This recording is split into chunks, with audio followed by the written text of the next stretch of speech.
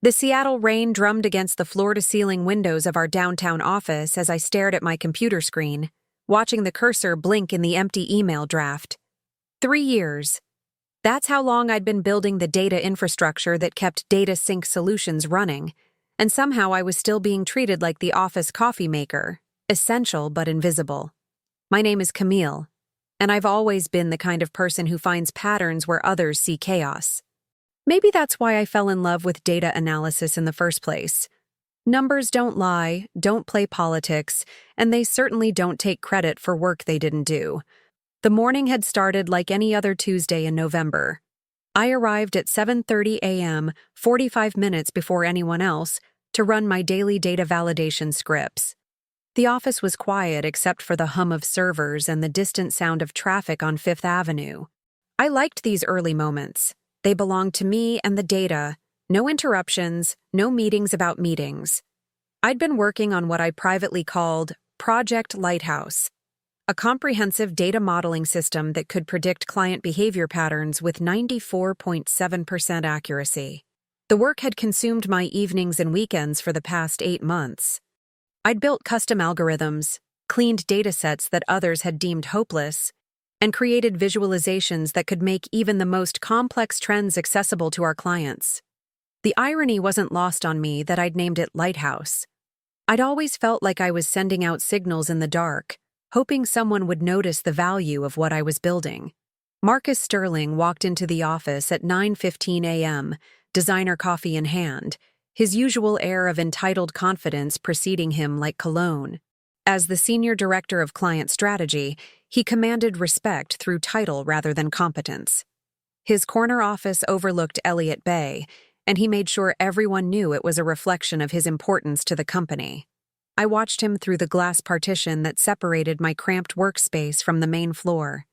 Marcus had this way of surveying the office like a general inspecting troops, nodding at the senior staff and barely acknowledging the rest of us.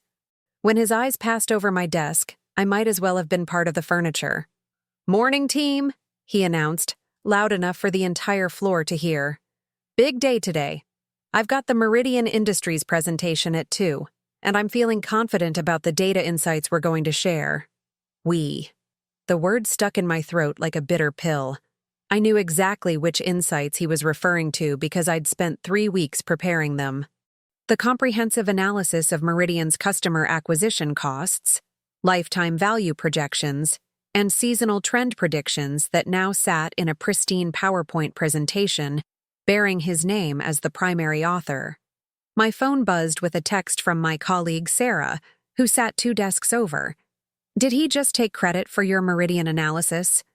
I glanced at her and shrugged, then quickly typed back, "Same as always." But something felt different this morning. Maybe it was the gray Seattle sky that seemed to press down on the city like a weighted blanket. Or maybe it was the realization that I'd been having the same conversation with myself for 3 years. The mental dialogue where I justified staying quiet, where I told myself that good work would eventually be recognized, where I convinced myself that rocking the boat wasn't worth the career risk. The morning crawled by with the usual rhythm of emails, data pulls, and requests that came disguised as favors, but felt more like demands. Around 11 a.m., Jennifer Walsh from HR stopped by my desk. Jennifer was one of the few people in the office who treated me like I had a functioning brain. "Hey Camille, do you have a minute?" she asked, settling into the chair beside my desk. "Of course," I said, minimizing the spreadsheet I'd been working on. "What's up?" "I wanted to touch base about your annual review. It's coming up next month, and I've been looking at your contributions this year." She paused, studying my face. "Your work has been exceptional, but I'm concerned about visibility. Have you been documenting your projects properly?" The question hit me like a physical blow. Of course I'd been documenting everything. I had detailed project logs, version control systems, and backup files that traced every piece of analysis back to its source. The problem wasn't documentation. It was recognition. "I keep comprehensive records of all my work," I said carefully.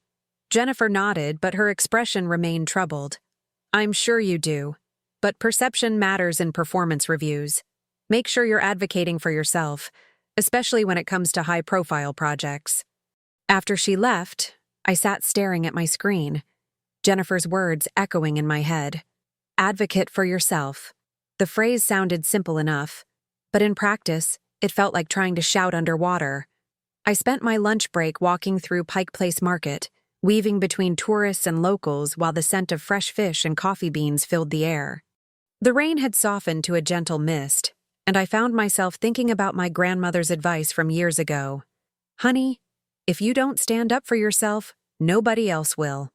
Grandma Rose had been a teacher in rural Montana during the 1960s, fighting for resources and respect in a profession dominated by men who thought women were just keeping seats warm until they got married.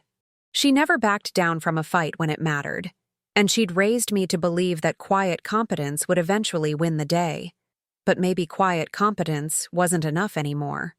I returned to the office with 15 minutes to spare before Marcus's presentation to Meridian Industries. The conference room was already filling up with executives, their suits expensive and their expressions serious. Through the glass wall, I could see Marcus adjusting his tie and reviewing note cards that I knew contained summaries of my analysis. At exactly 2:00 p.m., Marcus began his presentation. I found myself drawn to the conference room like a moth to flame, standing just outside where I could hear his voice carry through the partially open door. What we're seeing here, Marcus said, his voice confident and commanding, is a clear pattern in customer behavior that I've been tracking for several months. The data shows significant opportunities for optimization in your acquisition strategy. Several months. I'd completed the Meridian analysis 3 weeks ago, but Marcus spoke as if he'd been personally monitoring their metrics since summer. He clicked through slides that displayed my charts, my insights, my recommendations, all presented with the casual authority of someone who'd never questioned where the information came from. The predictive modeling here is particularly sophisticated, he continued. I've developed algorithms that can forecast customer lifetime value with remarkable accuracy. Developed.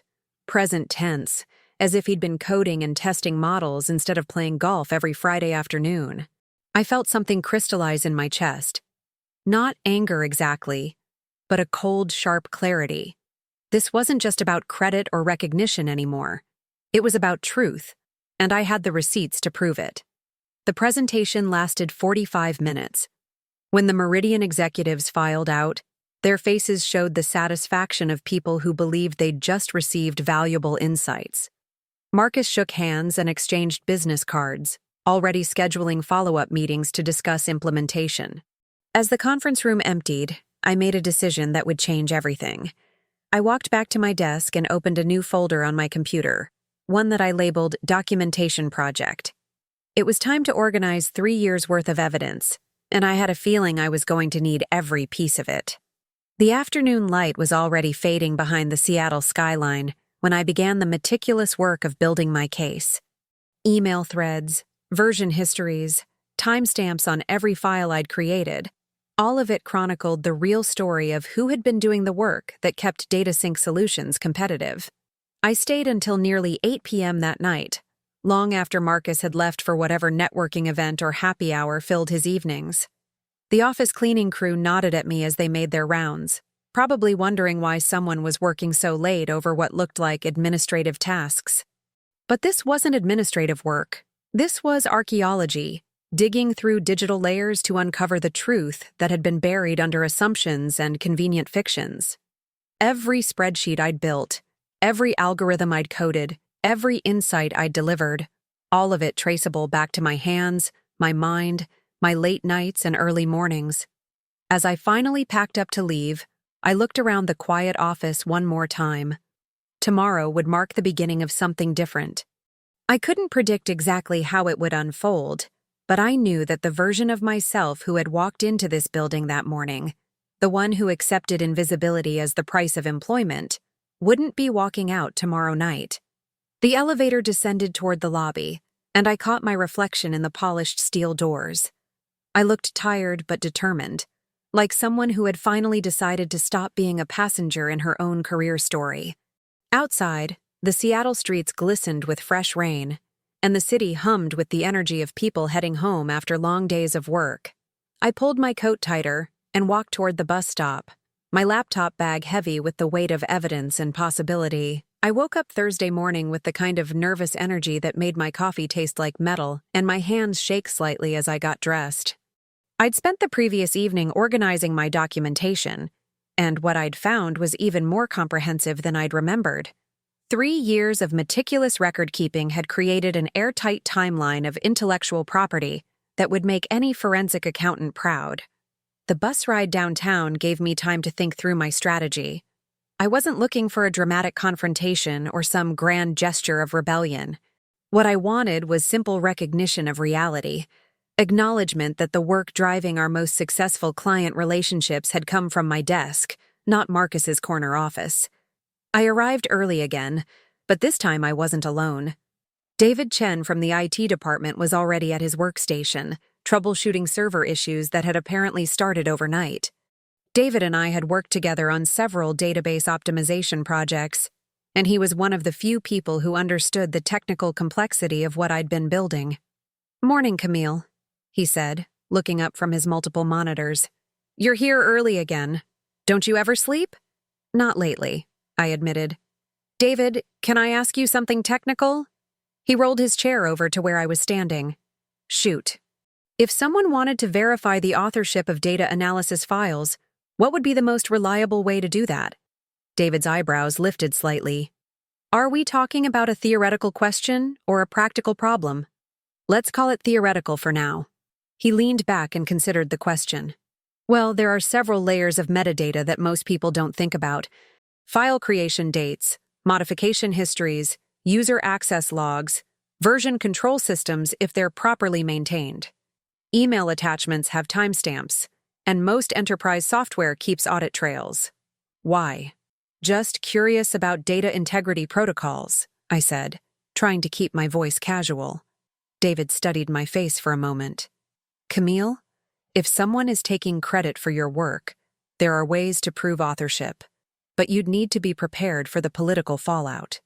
The fact that David had immediately understood the real question told me everything I needed to know about how obvious the situation had become to anyone paying attention.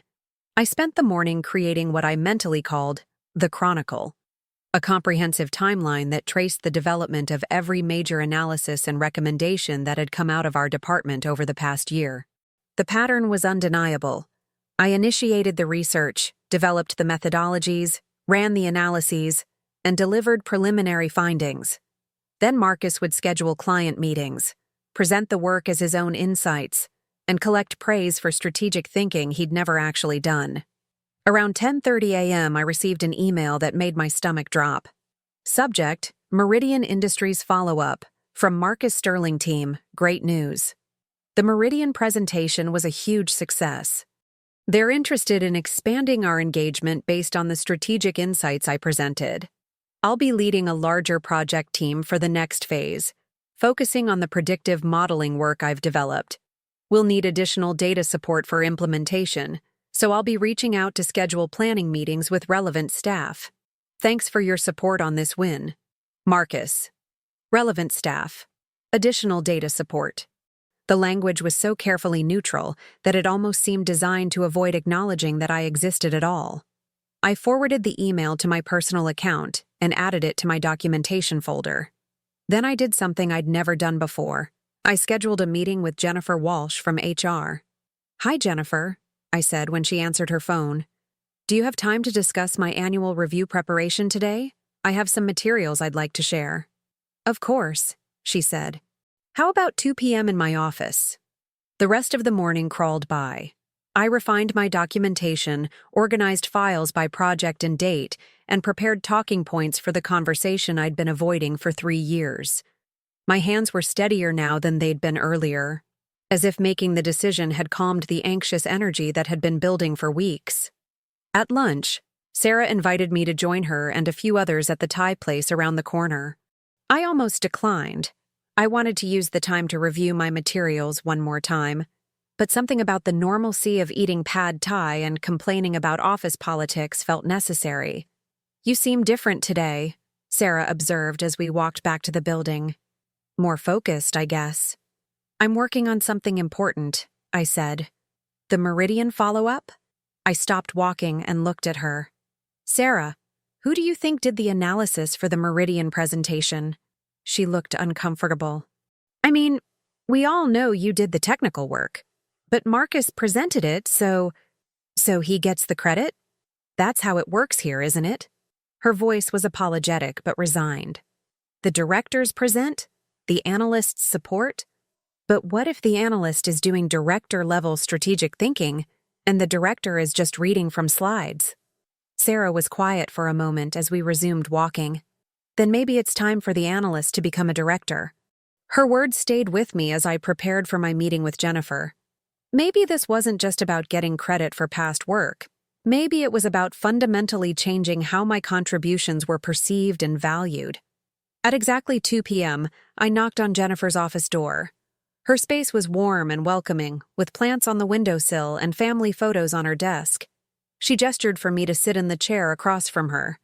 So, she said, opening a notebook, tell me about your review preparation. I placed a folder on her desk.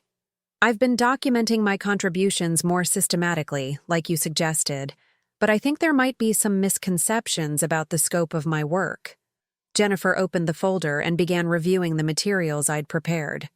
I watched her expression change as she moved from page to page, taking in the timeline of projects, the email evidence, and the technical documentation that clearly established my authorship of work that had been attributed to others. This is very thorough, she said after several minutes. And concerning. I'm not trying to create problems, I said quickly. I just want to make sure my contributions are accurately represented. Jennifer set down the papers and looked at me directly. Camille, how long has this been happening? Since I started here, but it's gotten more pronounced as my work has become more strategic and less purely technical. She made notes in her notebook, asking detailed questions about specific projects and encouraging me to provide additional documentation where possible. The conversation lasted over an hour, and by the end, I felt like I'd been heard for the first time in years. I'm going to need to discuss this with senior leadership, Jennifer said finally. This level of documentation raises serious questions about project attribution and career development opportunities. As I walked back to my desk, I felt simultaneously relieved and terrified. I'd crossed a line that couldn't be uncrossed, started a process that would inevitably change the dynamics of my workplace relationships.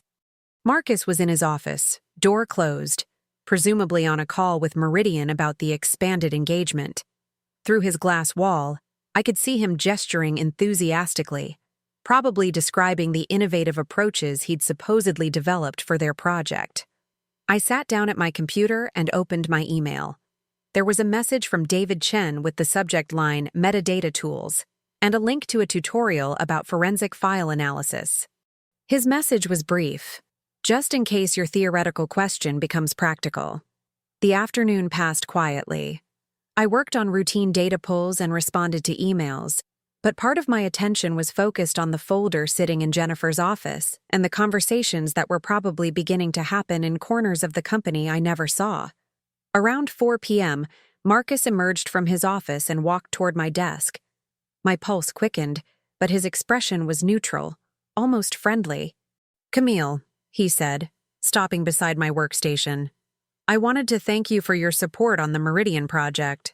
The client was very impressed with the data quality. Data quality. As if my months of strategic analysis could be reduced to basic technical execution. You're welcome, I said, my voice carefully measured. I'm putting together the team for the next phase, and I'll need someone with your technical skills to handle the implementation support. It'll be a great opportunity to work on a high-profile engagement. Technical skills. Implementation support. The language was so carefully chosen to position me as a subordinate that it almost seemed deliberate. What would that role involve? I asked. Data processing, quality assurance, basic reporting. The foundation work that makes the strategic analysis possible. Foundation work. I felt something shift inside me, like a gear clicking into place. That sounds interesting, I said. I'd like to better understand how my technical contributions will be integrated with the overall strategic direction. Marcus nodded absently, already mentally moving on to the next item on his agenda. We can discuss details later. I'll send you some preliminary requirements. After he walked away, I sat staring at my computer screen, processing the conversation. He'd managed to offer me a larger role on a project based entirely on my work, while simultaneously diminishing my contribution to something purely technical. It was almost impressive in its audacity. I opened a new document and began typing up a summary of our conversation while the details were still fresh. Every interaction was data now, and data was my specialty. The office began to empty as evening approached, but I stayed at my desk, continuing to build my case with the methodical precision that had always been my strength. By the time I finally left that night, I had created a comprehensive record that told the story not just of my technical work, but of my strategic thinking, my problem-solving approaches, and my ability to translate complex data into actionable business insights.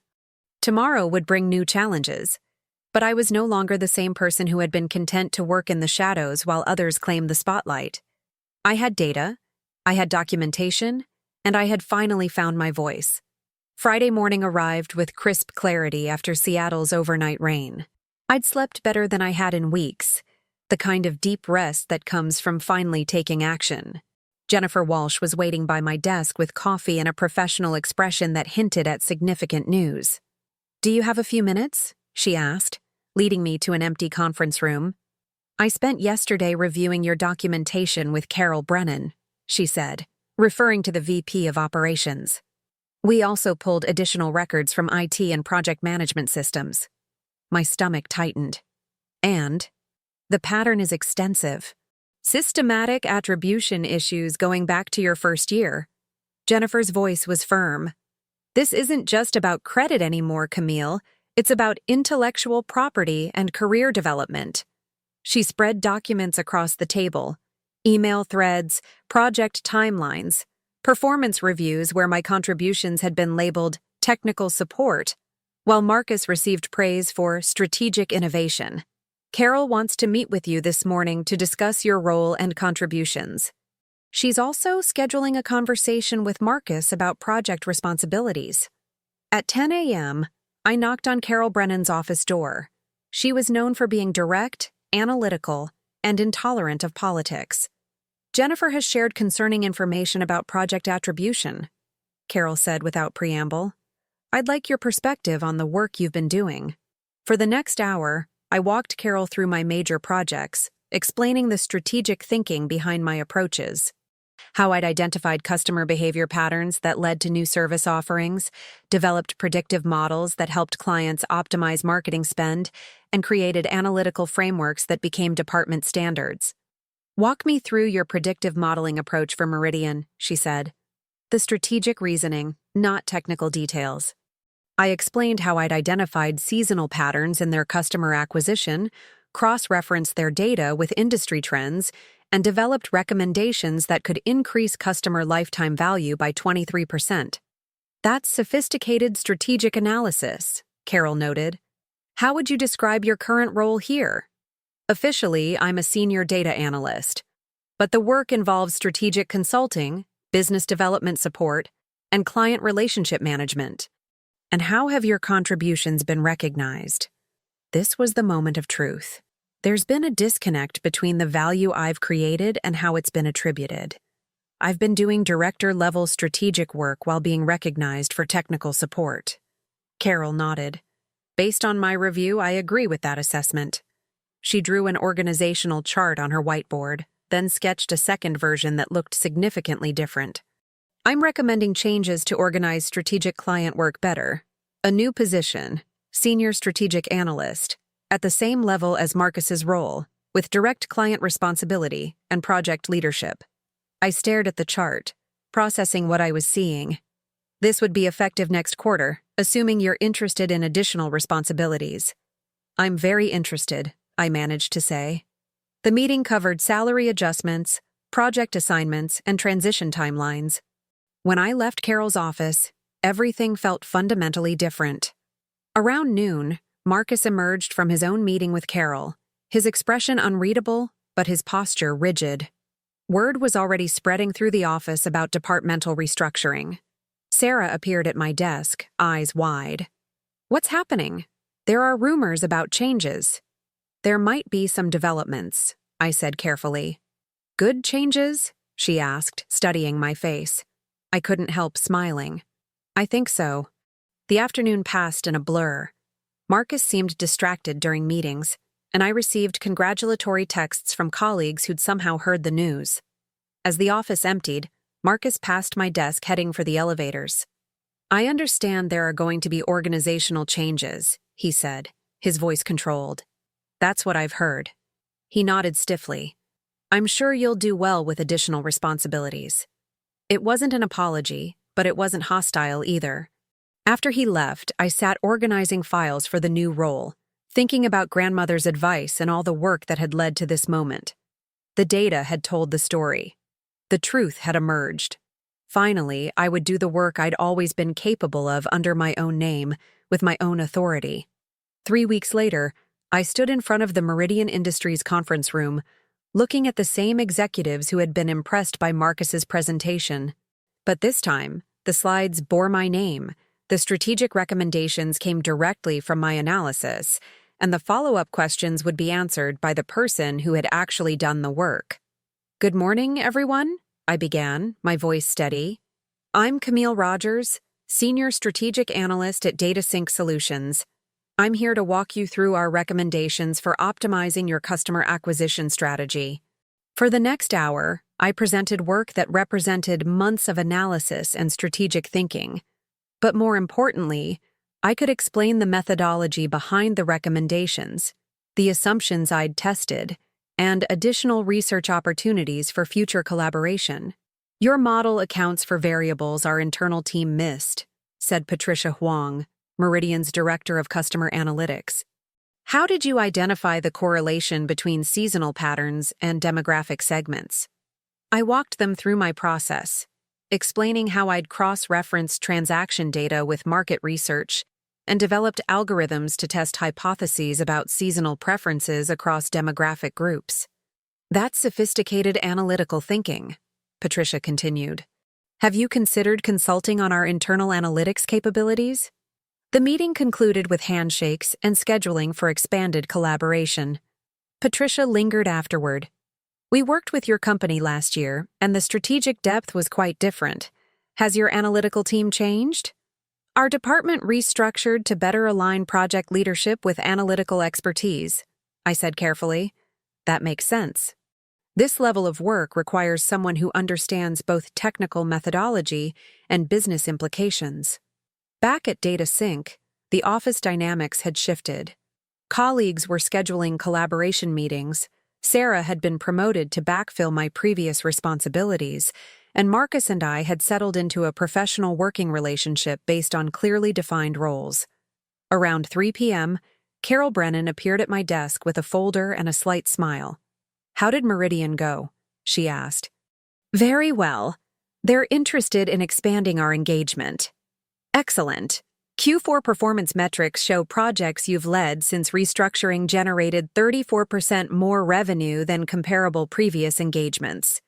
She handed me a document, which is why I'm recommending you for promotion to Principal Strategic Consultant, effective next quarter. The promotion letter detailed salary increases, expanded authority and leadership responsibilities for our Strategic Analytics division. It represented the career advancement I'd hoped for 3 years ago, but had begun to think might never happen.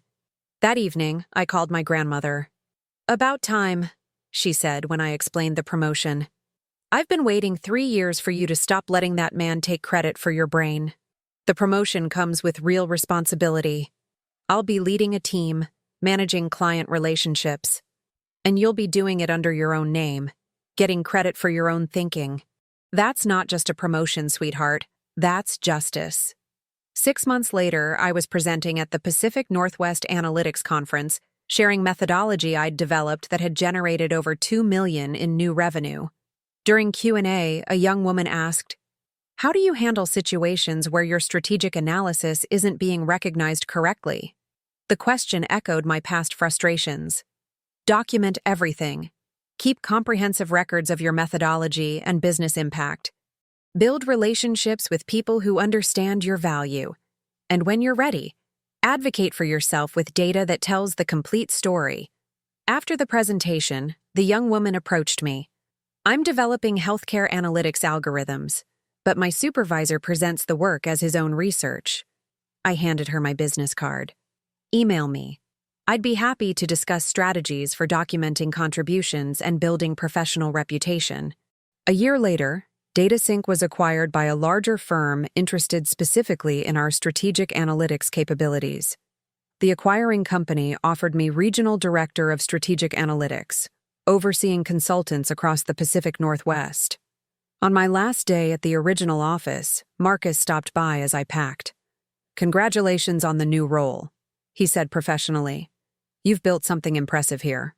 The restructuring was good for everyone. Better alignment between responsibilities and expertise. For what it's worth, I learned something from how you handled the transition. The documentation, the strategic approach. It was professional. It wasn't an apology, but it was acknowledgement." 2 years later, my team had grown to 12 strategic consultants with a reputation for analytical rigor combined with business insight. During a recent team meeting, one analyst mentioned being recruited by a competitor. "What did you tell them?" I asked. "That I was learning more about strategic thinking here than anywhere else, and that my contributions are recognized rather than just utilized." Standing in my corner office, looking out at Elliott Bay, I thought about the journey from invisible analyst to strategic leader. The view was earned through work that belonged to me, insights from my thinking, and relationships built on documented expertise. The data had told the story. The truth had emerged. Now I was building something that would help other talented people tell their own stories, receive recognition for their contributions, and advance careers based on actual value created rather than assumptions about their capabilities. Somewhere in the city below, other analysts were documenting their contributions, preparing to advocate for themselves, getting ready to prove they'd been doing more than just the basics all along. And when they were ready to tell their stories, I'd be there to listen, because I knew exactly how it felt to finally be seen for the work you'd always been capable of doing.